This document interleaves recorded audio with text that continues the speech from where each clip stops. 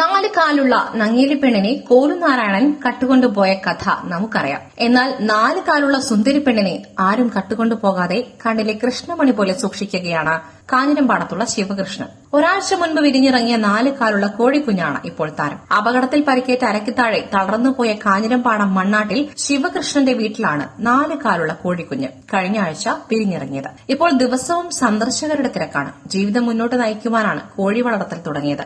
എന്നാൽ 4 കാലുള്ള കോഴിക്കുഞ്ഞ് പിറന്നത് ആദ്യമായാണെന്നും നല്ലപോലെ പരിപാലിക്കുന്നുണ്ടെന്നും ശിവകൃഷ്ണൻ പറഞ്ഞു. ഞാൻ 8 കൊല്ലായി കോഴി വളർത്തുന്നു. അപ്പോ കോഴി വാങ്ങി വിൽക്കലാണ്, ഞാൻ കുട്ടികളെ വാങ്ങി വിരിപ്പിച്ച് വിൽക്കലാണ്. ഇതുവരെ ഇങ്ങനെ ഒരു സന്തോഷ വാർത്ത ഉണ്ടായിട്ടില്ല. അപ്പൊ ഈ ബാച്ചിൽ വിരിഞ്ഞിറങ്ങിയ ഒരു കുട്ടിക്ക് 4 കാലുണ്ട്. വളരെയധികം സന്തോഷമായി. ഞാൻ ഒരു ഉപഹാര ജീവിയായിട്ട് ഞാൻ കൊണ്ടുനടക്കാണിത്. കുട്ടികളെ വിരിപ്പിച്ചിറക്കിയിട്ട് വിറ്റിട്ട് എന്റെ ജീവിതമാകേണ്ട മരുന്നും കാര്യങ്ങളും വാങ്ങണത്.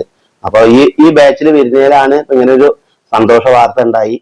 18 വർഷം മുൻപ് കൊച്ചിയോടുണ്ടായ വാഹനാപകടമാണ് ശിവകൃഷ്ണനെ തളർത്തിയത്. എങ്കിലും തളരാതെ ജീവിതത്തോട് പോരാടുകയാണ് പെരുമ്പടാരി കാഞ്ഞിരമ്പാടം മണ്ണാട്ടിൽ വീട്ടിൽ ശിവകൃഷ്ണൻ. തന്റെ പോരുകോഴികളോടൊപ്പം ചേർത്ത് നിർത്താം ശിവകൃഷ്ണനെ. ജീവിത പ്രയാസങ്ങളെ ചിരിച്ചുകൊണ്ട് മുന്നേറുന്ന അദ്ദേഹത്തിന്റെ ഫോൺ നമ്പറും ചുവടെ ചേർക്കുന്നു. 9544384489 9544384489.